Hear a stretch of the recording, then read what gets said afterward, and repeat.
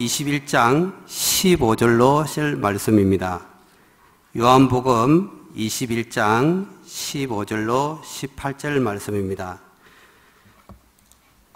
한 절씩 우리 교독하도록 하겠습니다. 그들이 조밥 먹은 후에 예수께서 시몬 베드로에게 이르시되 요한의 아들 시몬아 내가 이 사람들보다 나를 더 사랑하느냐 하시니 이르되 주님 그러하나이다. 내가 주님을 사랑하는 줄 주님께서 아시나이다. 이르시되 내 어린 양을 먹이라 하시고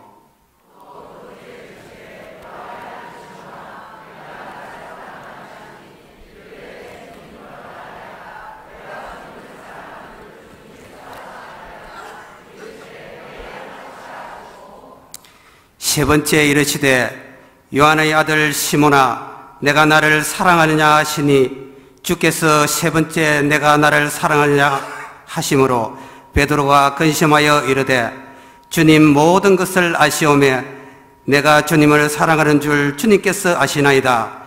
예수께서 이르시되 내 양을 먹이라. 같이 교독하겠습니다.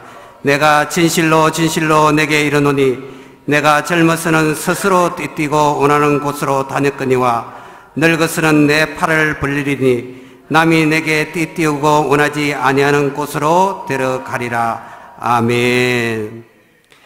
담임 목사님 나오셔서 강사 목사님 소개해 주시고 예수님을 더 사랑하라는 말씀 선포하실 때 큰 은혜 받으시길 바랍니다.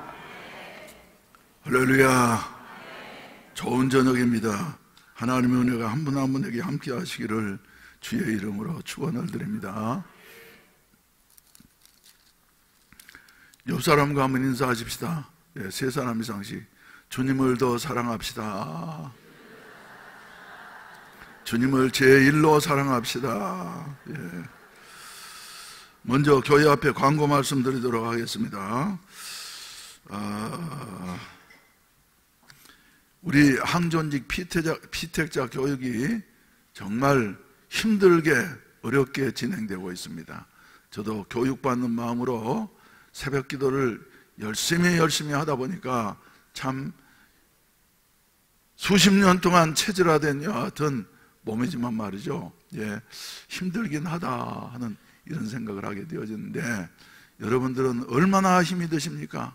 그래도 한 번도 빠지지 아니하고 새벽 기도의 훈련에 참석하신 분이 있다고 하는 것은 정말 놀라운 일이에요.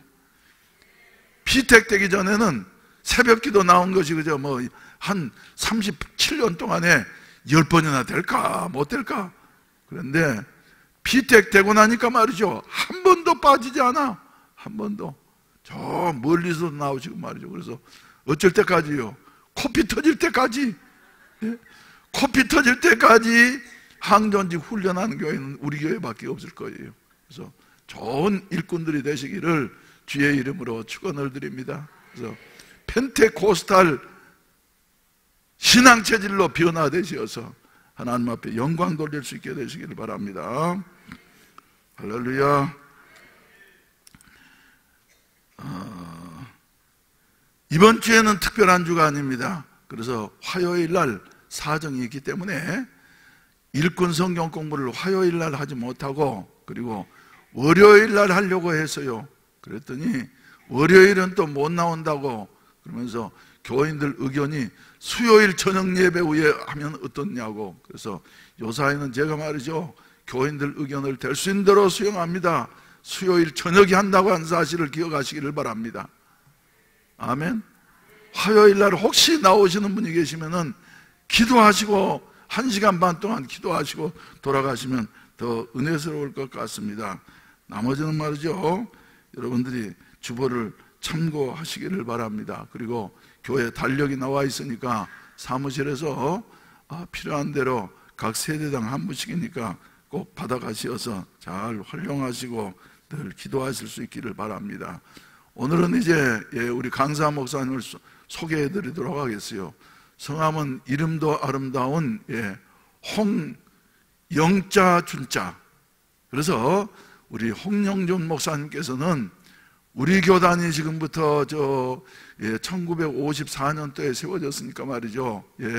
저 70여 년 전에 세워졌는데 그 이전부터 있던 오순절 교회 원조 그 교회 지금 담임 목사님으로 계시면서 보세요. 인물도 잘생겼고 글도 잘 쓰고 말도 잘하고 은혜도 충만하고 그러다 보니까 하나님께서 축복하셔서 말이죠.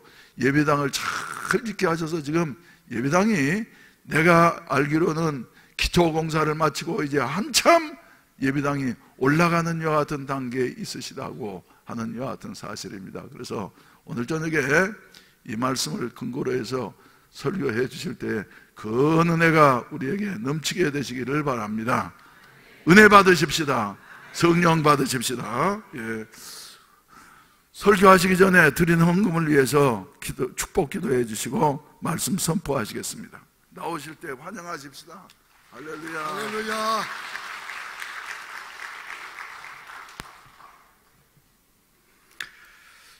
오늘 기도하시는 분 때문에 제가 쫄았습니다. 얼마나 뜨겁게 기도를 하시든지, 야, 나는 이거 얼음덩이인데 이거 큰일 났구나. 그 생각이 들어서 마음속으로 저 의자에 앉아 있는 가운데 뜨거운 기도를 했는데 아직 뜨거운 게 안 올라온 것 같아요. 우리가 살아가는 동안 사람들이 위대한 일을 많이 하기를 원하는데 위대한 일 해놓고도 존경을 못 받는 사람들이 있는가 하면 위대한 일 해놓고 존경도 받는 분들이 많습니다. 우리 여러분 섬기시는 교회에 우리 당회장 목사님이 위대하고 존경받는 분인 걸 믿으시기 바랍니다. 지난 제가 목요일 날 우리 총회 임원 목사님들과 함께 왔다가 목사님께 꼼짝없이 붙잡혔어요. 홍 목사 와서 설교 좀 해. 그래서 꼼짝없이 붙잡혀서 오늘 왔습니다. 저희 교회도 7시 예배입니다. 부목사님이 지금 설교하고 있을 텐데 이렇게 저를 초청해 주신 우리 목사님께 감사합니다.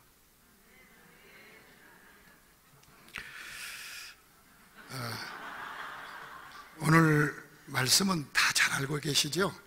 너무 잘하는 말씀이죠.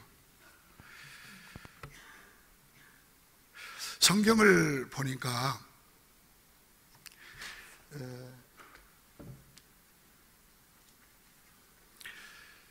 여러 가지 내용들 가운데 끝없는 것들이 많이 나오더라고요. 끝없는 것들이 참 많이 나와요. 우리 구원 얻은 것을 영생을 얻었다고 그러죠. 죽지 않고 영원히 사는 것, 천년왕국, 신천신지의 무궁한 세계, 영원한 것이죠. 끝없는 것이죠.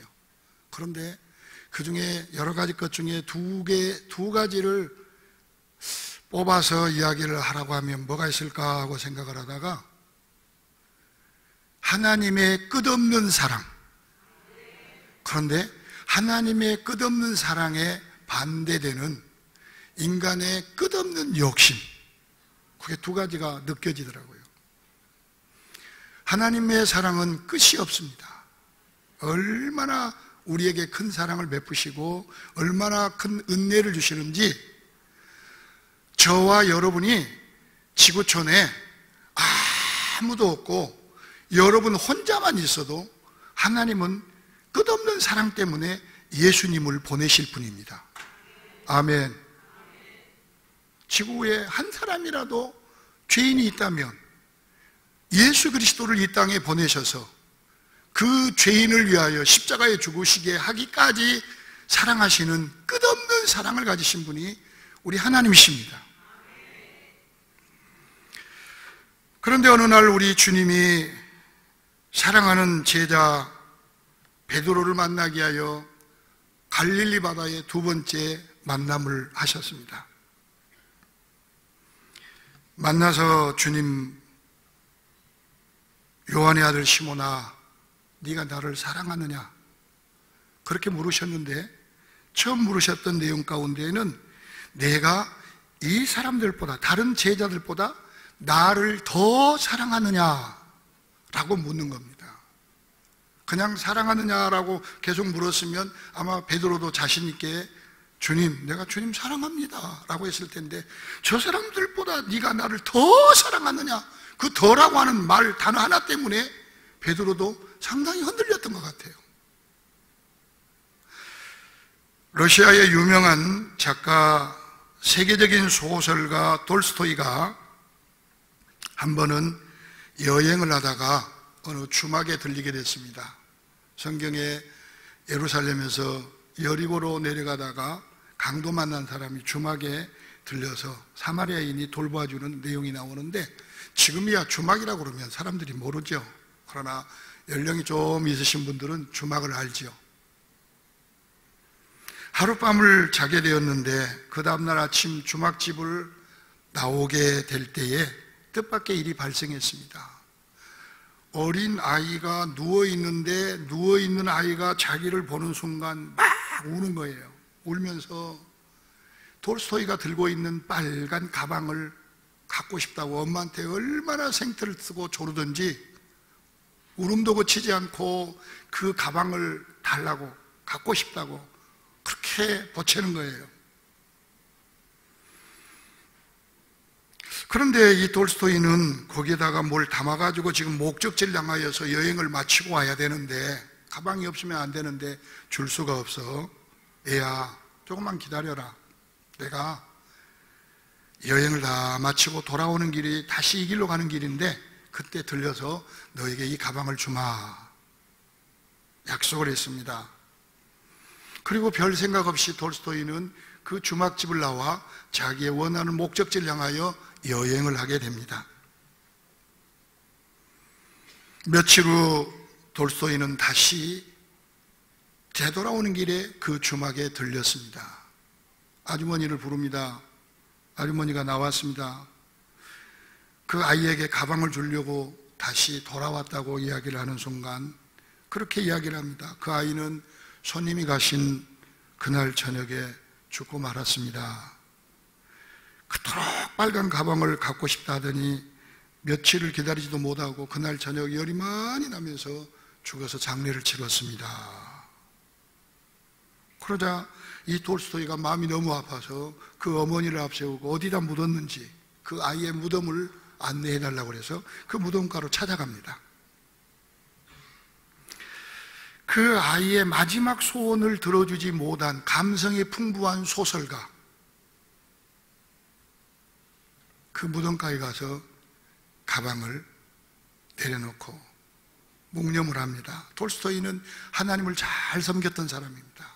특별히 사도 요한의 그 사랑을, 요한 1, 2, 3서를 매우 좋아했던 분이 바로 돌스토이입니다. 그리고 그 아이 앞에 가방을 내려놓고 돌아서서 비문을 만드는 곳에 가서 비문을 제작하여 그 아이의 무덤 앞에 비석을 세워주었습니다. 그 비석이 사랑은 연기하지 말라, 사랑은 연기하지 말라, 그런 비문이었습니다.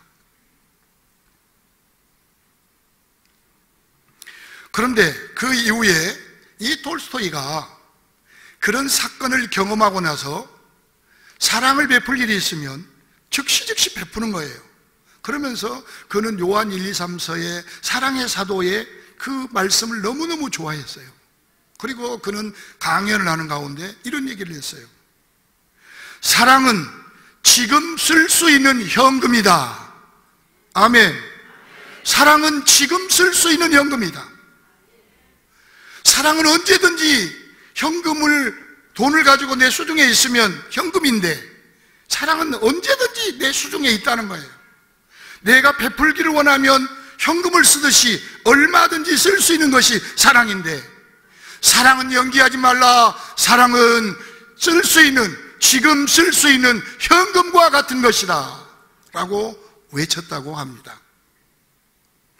여러분, 이 세상의 문제는 다른 것이 아니라 사랑의 문제입니다. 진짜 사랑의 문제입니다. 사랑의 문제인 것입니다. 성경은 말세가 되면 사랑이 식어진다고 말합니다. 발며 조급하며 원통함을 풀지 아니하고 원망하고 불평하고 여러 내용 가운데 사랑이 식어진다고. 예수님도 말씀하셨고 바울도 말씀하셨고 베드로 사도도 말씀을 하셨고, 사랑이 식어진다, 사라진다 라고 하는 것입니다. 그런데 그 사랑이 식어지면서 사랑이 다른 데로 이동하는 거예요. 어디로 이동하느냐? 돈과 쾌락을 사랑하게 되는 것입니다.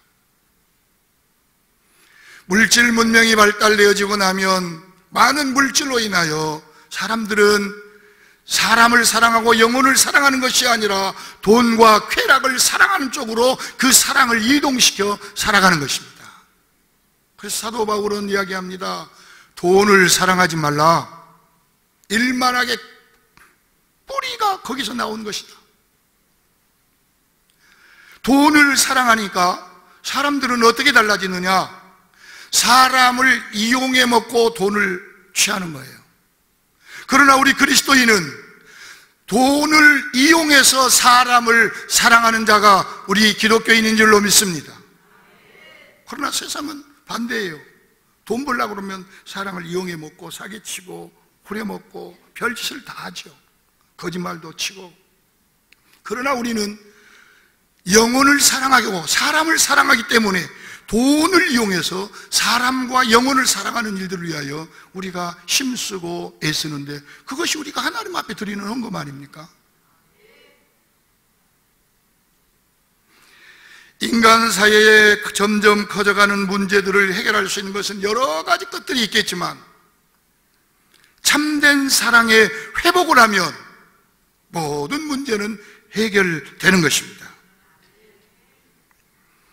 한 포기 화초도 물을 주면서 사랑을 주지 않으면 죽는답니다. 집에 얌전한 집고양이도 주인이 사랑 주지 아니하고 미워하면 밖으로 나가서 들고양이, 야생고양이가 됩니다. 어렸을 때에 저희 집에도 고양이가 한 마리 있었어요. 그런데 아버지가 굉장히 그 고양이를 미워해. 한 번은 그냥 고양이를 미워가지고 막대기로 때리려고 그러니까 이 고양이가 집을 나갔어요.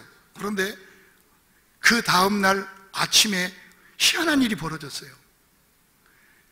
옛날 집들은 뜰방이 있고 토방이라고 그러죠. 토방. 그 위에 마루가 있어요. 그 마루 밑에 공간이 있죠. 그 마루 밑에 공간에다가 어디서 물어왔는지 헌 고무신짝들을 그렇게 많이 물어다 거기다 쌓아놓은 거예요. 아, 고양이도 미워하니까요, 사람에게 뭐 이상한 짓을 하더라고요. 어떤 분이 연구하기를 12그루의 나무 화초를 심고 거기다가 사도들의 이름을 달아놓았대요. 그래서 물을 주고 그럴 때마다 베드로 나무야 너 잘 커라, 마가 나무야 잘 커라, 제자들의 이름을 부르며 물을 주고 사랑한다. 그런데 마지막 가룟 유다의 나무에 오면 사랑하고 싶은 마음이 없어. 예수님을 배반하고 예수님을 팔아먹었던 그 제자, 너는 잘 자라지 못하고 죽었으면 좋겠어 하고 저주를 하고 물을 주는데 3개월도 안 돼서 진짜 죽더랍니다. 거짓말 같은 사실입니다. 몇 년 전에 MBC TV에서 한글날 우리 언어의 힘이 얼마나 무서운가를 실증적으로 보여주는 내용이 있었어요. 하얀 쌀밥을 해가지고 한 병에다가 담고 또 똑같은 병에다가 담아서, 하나는 내가 너를 사랑해, 내가 너를 먹으면 배도 부르고 힘이 나 하고 사랑한다고 그러고, 너는 내가 미워, 너는 빨리 썩었으면 좋겠다 해가지고 사람들에게 그 뚜껑을 열고 그런 말들을 다 하게 했어요. PD도 엔지니어도 어나운서도 앵커맨도 사무실에 다니면서 그렇게 하고 15일인가 17일인가를 뚜껑을 덮고 놔뒀는데 놀라운 일이 발생했어요. 저주하고 미워했던 그 쌀밥이 담겨진 그 안에는 아주 검은 곰팡이가 엄청나게 끼어 시커멓게 된 것을 보여줬고, 그렇지 않는 경우에는 그냥 곰팡이가 피긴 피었는데 곰팡이가 있는지조차 잘 모를 정도로 상한 것으로 끝이 났어요. 일본에서도 이런 연구를 했습니다. 물을 향하여서 막 저주를 하고 욕하면 물 위에 악마의 그 얼굴이 나타났다고 하는 것을 일본 NHK인가요? 거기에서 보도한 것을 제가 본 적이 있어요. 우리 살아가는 삶의 문제는 사랑의 문제입니다. 부부도 사랑하면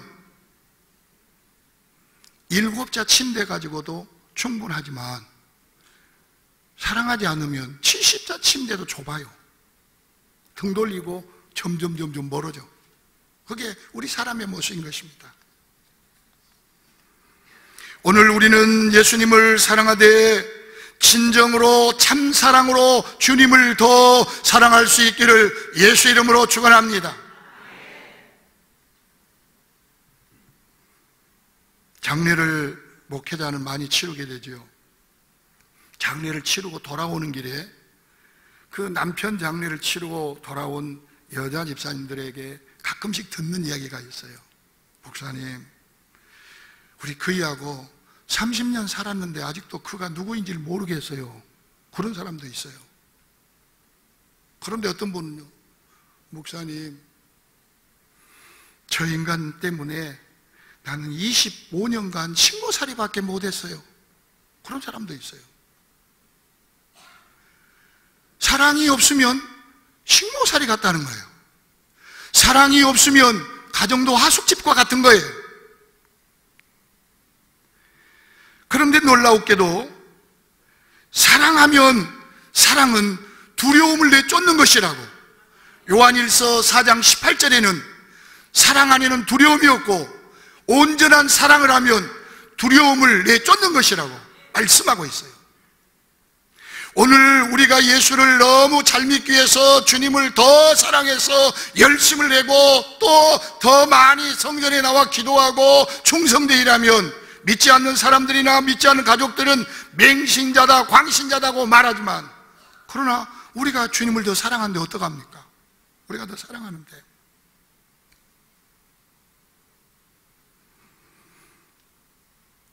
서울 서초동 소년법정에서 있었던 이야기입니다. 도심에서 친구들과 오토바이를 훔쳐 달아난 혐의로 구속된 소녀가 있었습니다. 그 아이는 홀어머니가 방청석에서 지켜보는 가운데 재판을 기다리고 있습니다. 조용한 법정 안에 중년 여성 부장판사가 입장을 합니다. 정과 14범 소녀는 무거운 보호 처분을 예상한 듯 어깨를 쭉 늘뛰고 긴장하면서 고개를 푹 숙이고 있습니다. 판사는 소녀를 향하여 이렇게 이야기했습니다. 너 혼자가 아니야. 너 혼자가 아니야. 그러면서 앉은 자리에서 일어나라는 거예요. 너 앉은 자리에서 일어나봐. 그리고 나를 따라서 힘차게 외쳐봐. 그러니까 이 소녀가 무거운 보호처분 판결을 내릴 줄 알고 어깨도 쭉 처지고 고개도 푹 숙이고 풀이 죽어 있다가 갑자기 중년 부장판사가 나와가지고 그렇게 이야기를 하니까 깜짝 놀라가지고 얼굴 들고 쳐다보는 거예요. 너 나를 따라서 해볼 거야? 하고 이야기를 하는 겁니다. 나는 이 세상에서 가장 멋있게 생겼다. 따라해봐. 그러니까 이 소녀가 따라하지를 못한, 나는 이 세상, 그러다가 말을 잊지 못하는 거예요. 그래서 더 큰 소리로 나를 따라야 한다. 주문을 합니다. 나는 이 세상에서 두려울 것이 없다. 이 세상에는 나 혼자가 아니다. 하고 외치게 하는 거예요.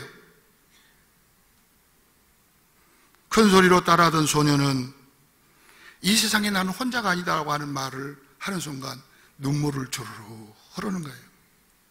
그리고 울음을 터뜨렸어요. 으앙 하고 우는 거예요. 그 소녀는 작년 가을부터 14범의 절도, 폭행 등 범죄를 다양하게 저질러 소년법정에 섰던 전력이 있었고, 이번에도 동일한 수법으로 무거운 형법을 받게 되어 있는데도 불구하고 판사는 법정에서 일어나 외치기를 한 거예요. 사람들이 방청석에서 깜짝 놀란 거예요. 그런데 판사가 결정을 내리며 말을 이어갑니다. 이 소녀는 작년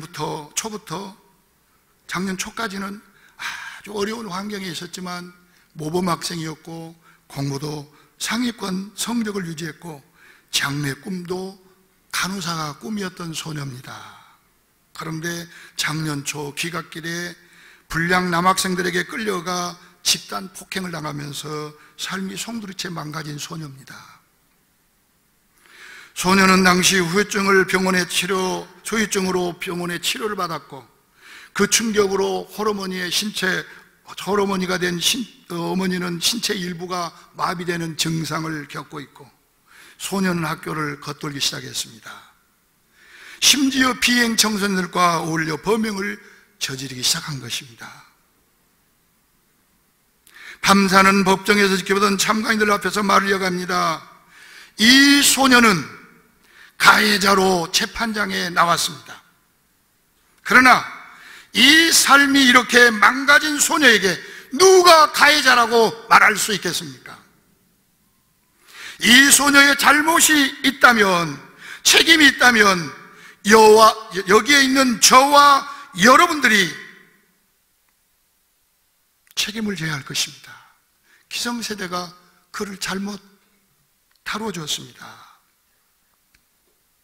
그러면서 궁극적으로 이 소녀가 살아갈 수 있는 자력갱생의 힘을 길러주는 것은 이 소녀가 잃어버린 자존심을 되찾는 것입니다 라고 방청석에 있는 사람들에게 이야기를 합니다. 눈시울이 붉어진 판사는 눈물이 범벅이 된 소녀를 법대 앞으로 불러 세우면서 다시 이야기합니다. 법대가 뭔지를 알죠? 법관이 앉아있는 곳과 방청석과 그 가로막. 이 세상에서 누가 제일 중요할까? 그건 바로 너야. 이 사실만 잊지 말아라. 그런데 말이야, 지금 내 마음 같아서는 너를 꼭 껴안아주고 싶지만 법이 있고 법대가 가로막혀서 내가 너를 껴안아줄 수 없는 것이 참 안타깝다. 이렇게 이야기를 하며 불처분 결정을 내린 거예요.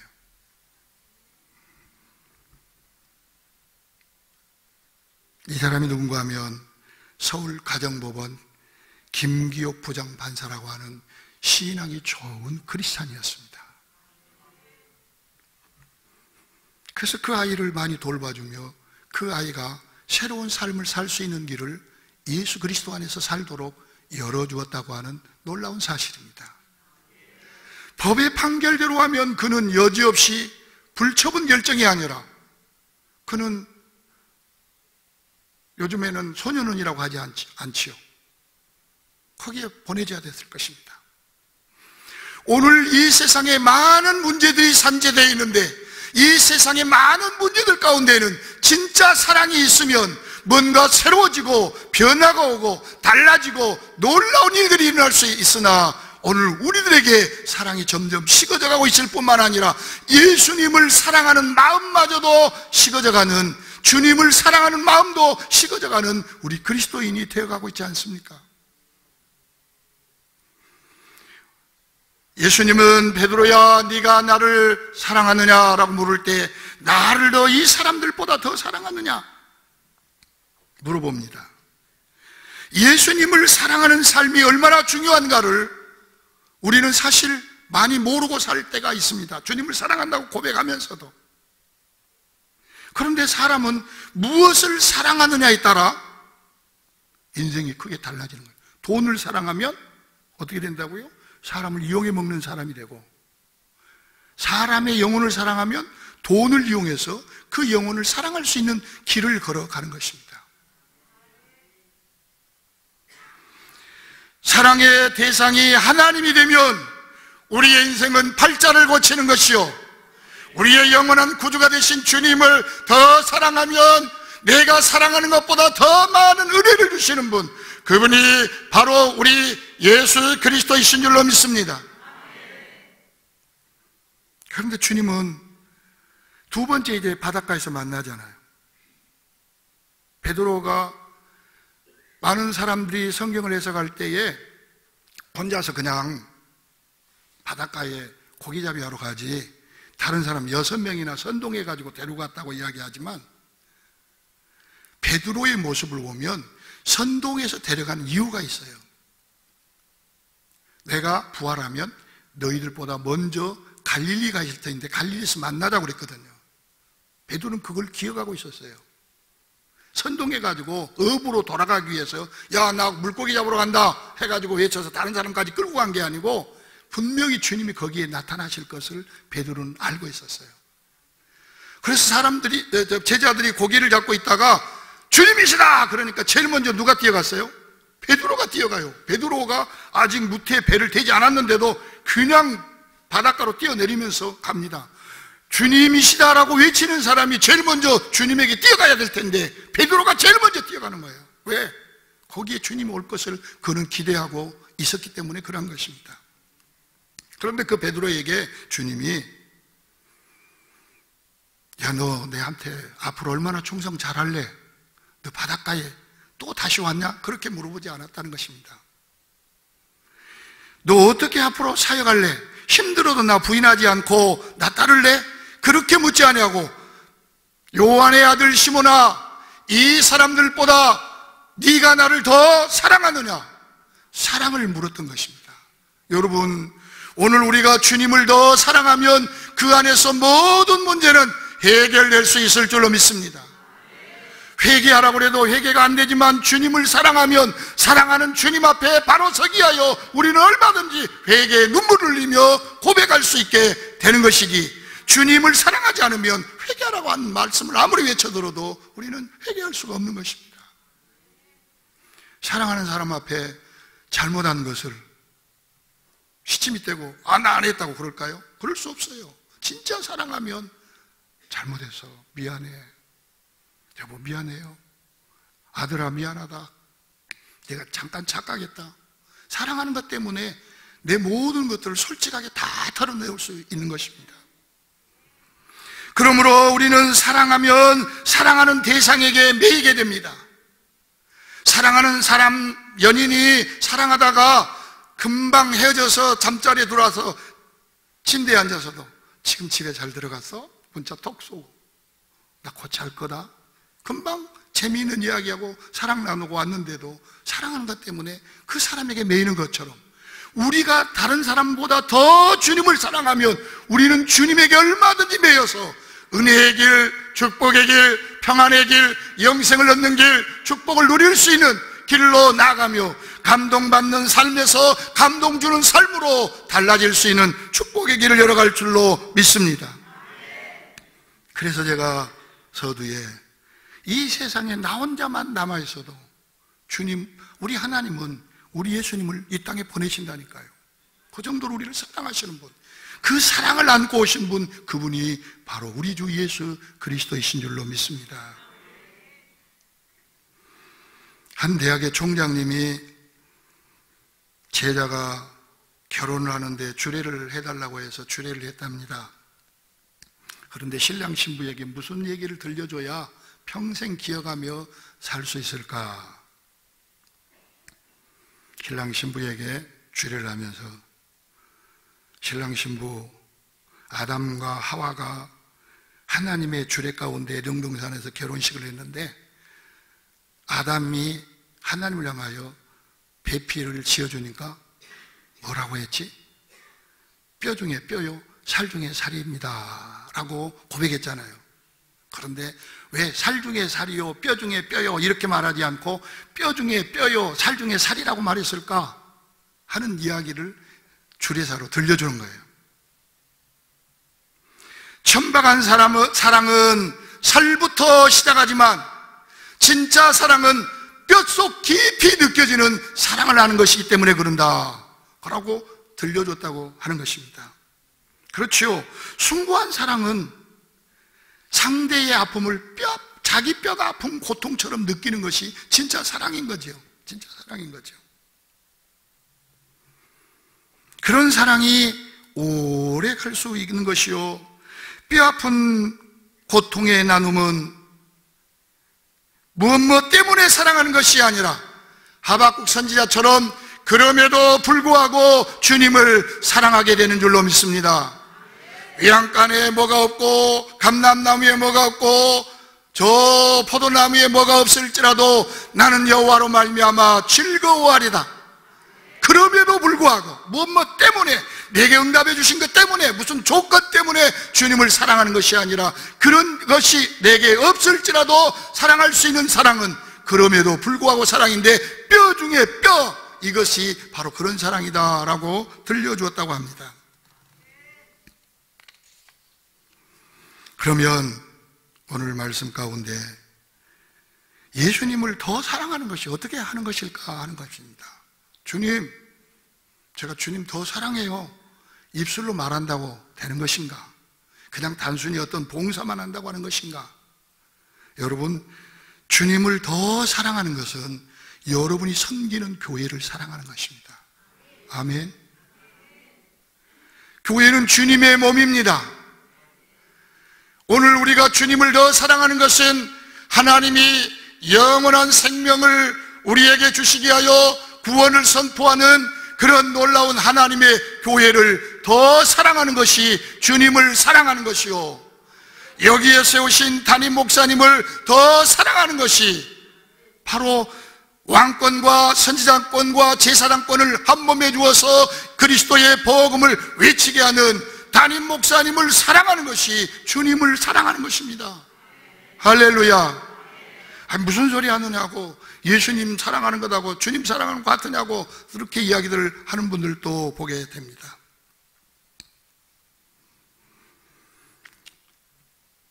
주님을 더 사랑하면 하나님 말씀도 더 많이 볼 것이고, 기도도 더 많이 할 것이고, 교회 봉사도 더 할 것이고, 헌금도 하나님, 내가 주님을 더 사랑한다고 말하지만 내가 너무 인색합니다 해서 뭔가 하나님 앞에 즐거운 마음으로 풍성한 연보도 드릴 수 있을 것이고, 주님을 사랑하면, 더 사랑하면 그 안에서 모든 것들이 다 이루어질 수 있는 축복의 길이 있는 것입니다.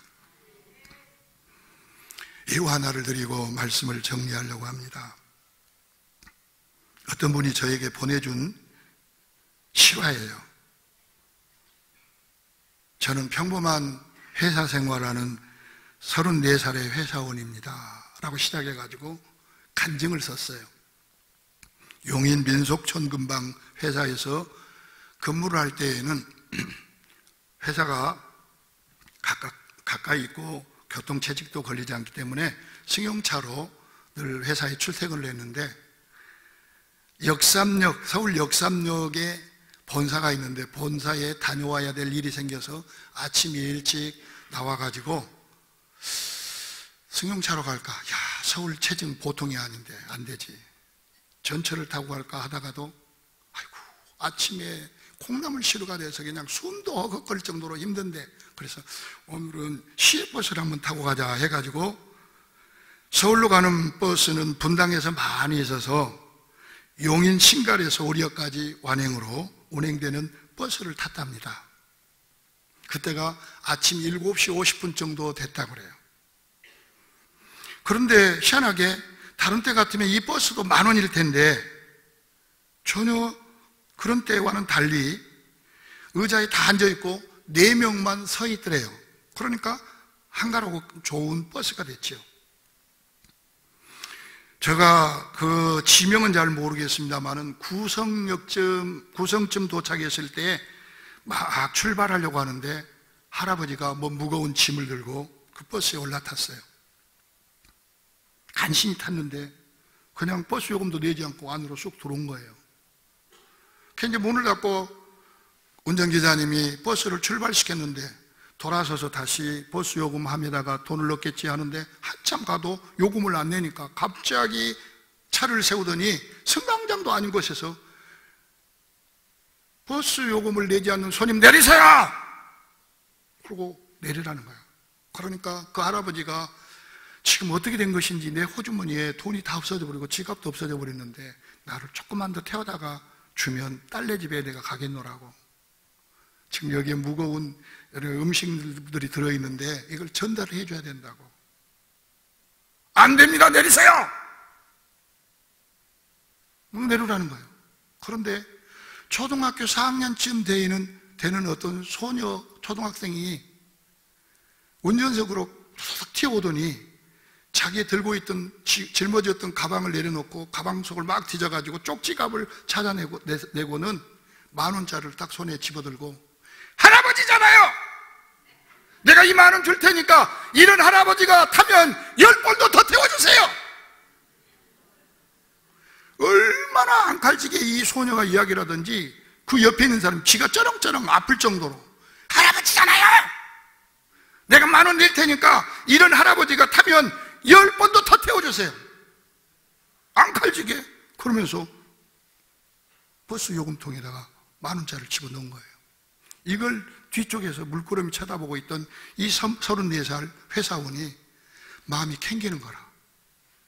내가 그래도 그리스도인인데, 내가 그래도 하나님을 섬기는 사람이고, 내가 그래도 예수 잘 믿는다고 하는 사람인데, 마음은 있었지만 용기를 내지 못하고 뒤에 앉아있다가 마음이 졸이기 시작한 거예요. 야, 나는 저 어린 소녀만도 못하구나. 그런데 역삼역까지 다 오기 전에 마음속으로 저 아이가 어디서 내릴까 궁금해하다가, 저 아이가 내리기 전에 내가 먼저 내려야지, 자기 본사까지 오지 아니하고 중간에서 그 소녀 학생이 내리기 전에 내린 거예요. 뭐 하려고?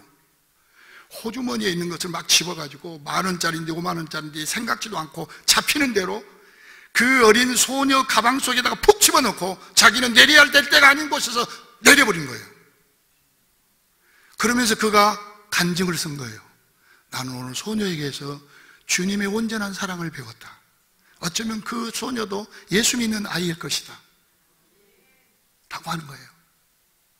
사랑하는 성도 여러분, 오늘 우리가 주님을 사랑한다고 입술로는 많이 말하지만, 나 주님 사랑한다고 입으로는 많이 말하지만, 정말 우리의 사랑이 필요할 때 내 손이, 내 행동이, 내 마음이 그 현실 속에 적응을 하고 있는가?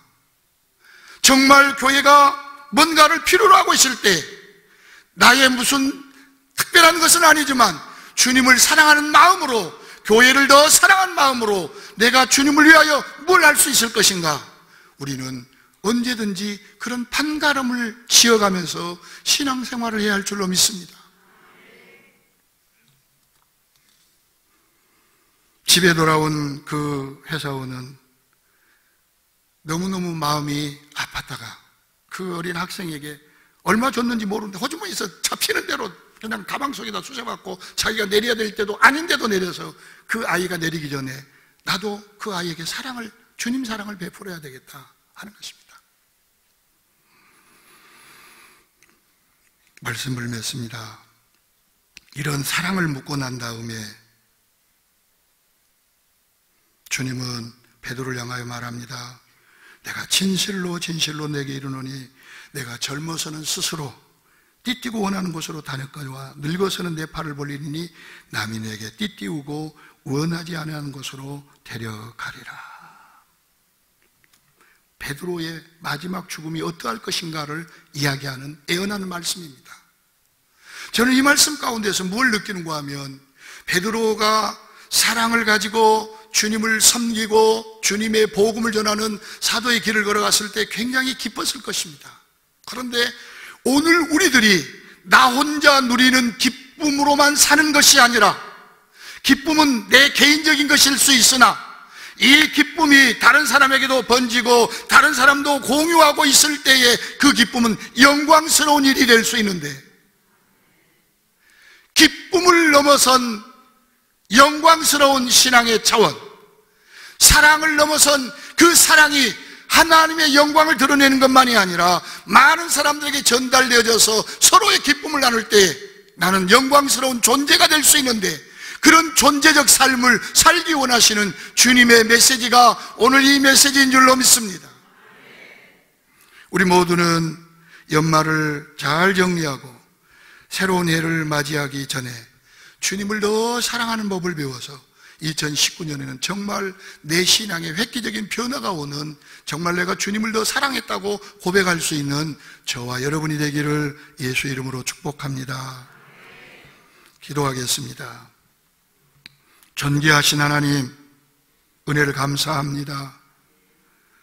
주님, 우리를 사랑하시되 끝까지 사랑하셨고 십자가에서 사랑의 극치를 보여주신 주님 앞에 우리는 입술로 사랑하는 일들이 많이 있지만 오늘 베드로처럼 많은 사람이 진실한 온전한 사랑을 베풀고 사는 것처럼 살아갈 수 있는 주님을 더 사랑하는 우리 모두가 될 수 있도록 은혜 내리워 주시옵소서.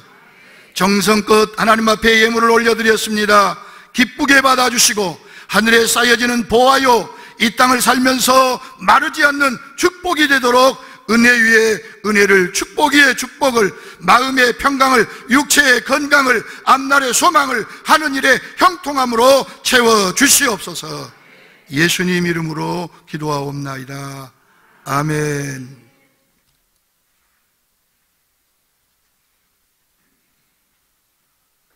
아멘. 감사합니다.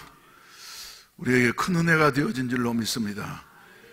예배 마치고 난 다음에 바로 중고등부실에서 항존지 교육이 있습니다. 모두 다 즉시 참석해 주시기를 바랍니다. 우리 주기도문으로 예배를 마치도록 하겠습니다. 하늘에 계신 우리 아버지여, 이름이 거룩히 여김을 받으시오며 나라에 임하오시며 뜻이 하늘에서 이루어진 것 같이 이루어지이다. 오늘날 우리에게 일용할 양식을 주옵시고 우리가 우리에게 죄 지은 자를 사하여 준 것 같이 우리 죄를 사하여 주옵시고 우리를 시험에 들게 하지 마옵시며 다만 악에서 구하옵소서. 대개 나라와 권세와 영광이 아버지께 영원히 있사옵나이다. 아멘. 주여, 삼창하시고 간절히 기도하시다가 자유롭게 하시겠습니다. 주여, 주여, 주여, 우리를 성령의 능력으로 사로잡아 주시옵소서. 우리를 성령의 능력으로 사로잡아 주시옵소서. 아버지 하나님이여, 오직 다른 길이 없사오니 성령의 능력으로 사로잡아 주시옵소서. 오, 자비하신 우리 아버지, 주여 역사해 주시고 도와주시옵소서. 아버지 하나님,